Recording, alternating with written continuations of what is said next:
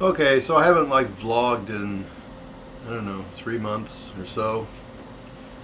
And I don't know why. I mean, I guess I do know why. When a parent passes away, it takes your mind on another journey into something else. And you're not thinking about the outside world, you're thinking about everything inside. And it's tough to talk about. And I'm not going to talk about that. I mean, death is something that happens. I mean, it happens to all of us. We don't get out of here alive, right? And it was an experience that I'm glad I don't have to repeat. Both my parents are gone. And just to give you a little insight, I received a phone call that I never wanted to receive, and that was that my mother was not answering the door to her apartment. And she lived in a retirement community. There was a bunch of people that she was very close with, and a lot of friends, and they saw each other all the time. And they last saw her on a Wednesday night. They did not see her on Thursday. And then on Friday, they tried calling her because we had had some snow, and the front office wanted her to move her car, and the front office had called and she had not answered. And so one of her friends, who my mother had given my phone number to her in case of this particular situation arose, so she called me, and I drove over there and went into my mother's apartment, and I found her. And that's something that I feared. I didn't want that to ever happen. But she went away in her sleep, and that was a good thing. She was in bed. But it's just something that causes you not to think too much about everything else that's going on. Well, Easter weekend, last weekend, we put her ashes in the ground, and I put a video up about that. And I think that's kind of closure, and things are behind me. So I did want to comment on a couple of things. I mean, there's a lot of things that have been going on, and I was going to make a response to Governor Romney, who put out a call for people to tell him what they feel America's biggest challenge is today. And I thought about it, and I thought about it, and I watched all of his responses, well, up until a couple of days ago. I'm sure there's more now. And everybody had good points, education, the war in Iraq, different things that, getting America's reputation back. There was a lot of things that were good, and a lot of things that we've heard over and over that we need to do. And I really thought about it, and I thought, well, is Governor Romney really going to take these things to heart? I mean, he hears them all the time. I mean, if you watch how our government operates, and I do watch C-SPAN, I'm a C-SPAN watcher, and I know there's not too many people, and they say, well, that's kind of boring. But, if you want to watch our government, and you want to watch what our representatives are saying, it's the only outlet we have. You can watch CNN, you can watch Fox, you can watch MSNBC, you can watch different news outlets to kind of get the pundits' take on what our government is saying. But I like watching the real thing. I like watching them say their argument.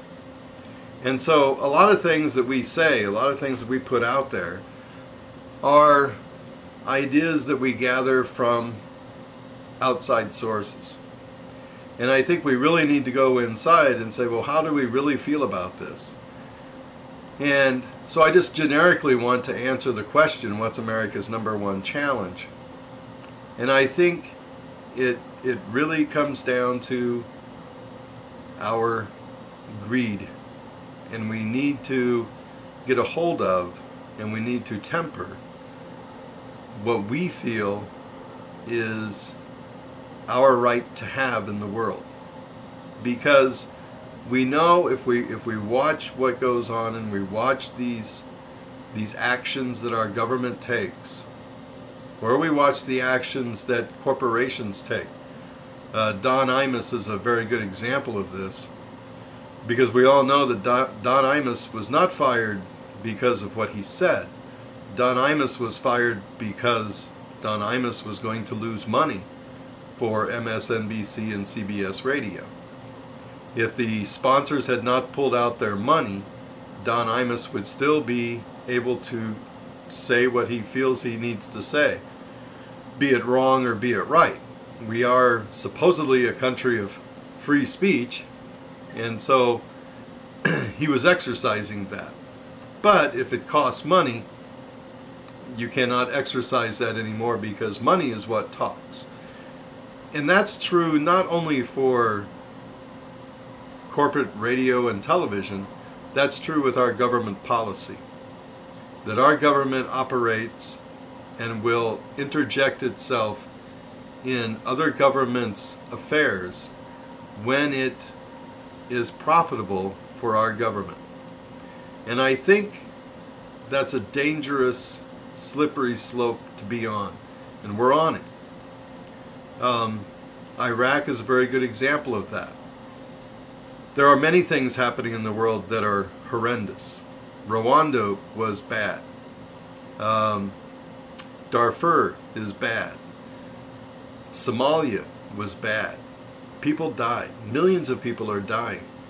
But yet, if there is no resource there that our government feels that we need to have financially, if there's no profit, then we don't go there. We'll say, oh, that's bad, that's bad, that's bad, but we're not going to put billions of dollars into Somalia. We're not going to put billions of dollars into the Sudan. It's just not profitable. Why do it? But we will put billions of dollars into an oil-rich country such as Iraq. We may do it to Iran. And Iran is a country, again, that is not a third world country. Iran has a very good, it's not a Western society, but it's a westernized society. You know, if you look at pictures of Iran, if you look at the state of Iran, the people there are not living in poverty. Not any more than we have people in the United States living in poverty. But they are sitting on top of a source, an energy source that the United States would love to control. In fact, we are destabilizing the Middle East so we have control. That's what it's all about. Destabilize the Middle East. Divide and conquer. But we have to think about the millions or billions of dollars that we're putting into that. You know, I saw somewhere that 40 cents on the dollar, 40% of the billions of dollars that we've put into the Iraq war have gone to private contractors. You know, some names to look up: Blackwater, Halliburton, KBR. Those are things to look at, because a lot of money are going to those people. You know, a lot of money is going to private contractors, our money, our tax money. And we're not really sure what happens to it, you know. But I just wanted to throw a vlog out here, I mean, just to get used to doing it again, and I'm not going to really give this a video response to anybody. I saw Persian Guy Again's vlog about the movie 300, and I did want to mention that because I did see 300, and I walked out of the theater going, boy, I felt like I was, you know, walking out of a patriotic propaganda motivating movie for the United States against Iran. But then I came home and I looked at the history of Thermopylae and the Spartans and the Persians and the whole battle of the thing.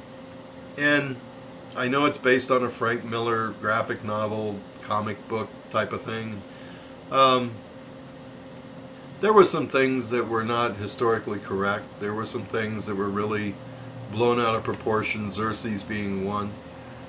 But you know, it was fairly sticking to history, just as much as Kingdom of Heaven, which Kingdom of Heaven kind of reversed the roles, and the Muslims of Kingdom of Heaven were seen as some pretty nice people. But if you read the history, I mean, they weren't all that great either. And I think when we talk about history a long time ago, there was a lot of barbaric types of things that went on.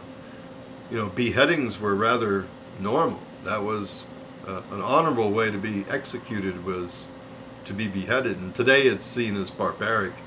But it probably is. I mean, I wouldn't want to be beheaded. But I don't know. I mean, I hopefully will watch some more videos. And I've been watching videos. I mean, I haven't stopped watching videos. But I also like making videos that don't really have anything to do with current affairs. You know, we need to watch more nature. We need to get out, and I've been doing that. You know, get out and experience nature more. I mean, instead of sitting here in front of a computer and letting all that slip by. But anyway, yeah, I've been going for 12 minutes already. Wow. So I'll end it now and be back on soon. So take care.